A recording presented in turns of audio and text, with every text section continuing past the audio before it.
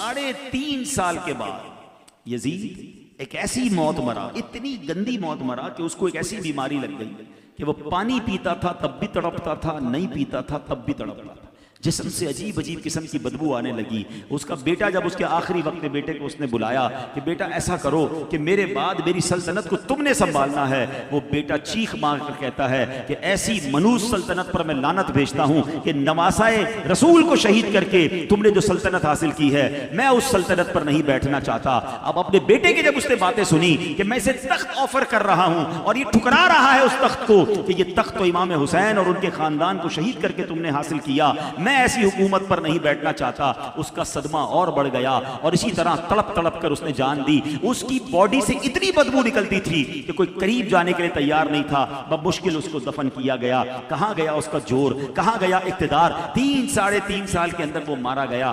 میرا رب چاہے تو ظالم کے ذریعے ظالم کا انجام کر دیتا ہے۔ اب ہوا کیا؟ ابن زیاد یہ گورنر تھا کوفہ کا، اس بدبخت کے آرڈر پر یہ سارا معاملہ ہوا تھا۔ ابن زیاد کو 6 سال، صرف 6 سال گزرے تھے، ٹھیک ہے، 66 ہجری اور یا 67 ہجری میں ابن زیاد کو 10 محرم کو مقابلہ ہوا، مختار ثقفی کی فوجوں نے مقابلہ کیا اور ودن 6 ایئرز 6 سال کے بعد 10 محرم ہی کا دن تھا، وہی گورنر ہاؤس تھا، وہی مقام تھا جہاں معاذ اللہ ان بدبختوں نے امام حسین کے سر کو رکھا تھا قلم کرنے کے بعد۔ اب ابن زیاد کے سر کو وہیں رکھا گیا اور مختار کہتا ہے لوگوں دیکھ لو، یہ وہ شخص ہے جس نے امام حسین کی شہادت میں کردار ادا کیا تھا، اس کا سر اسی مقام پر رکھا گیا، دن بھی وہی تھا۔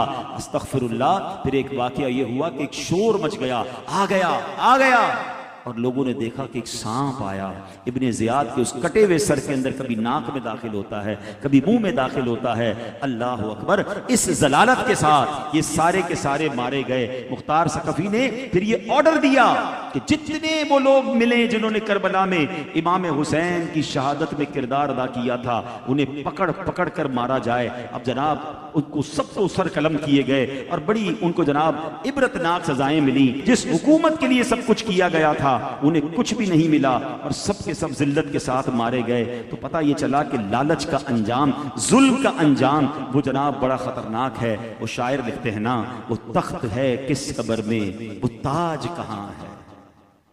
وہ تخت ہے کس قبر میں، وہ تاج کہاں ہے؟ اے خاک بتا زور یزید آج کہاں ہے؟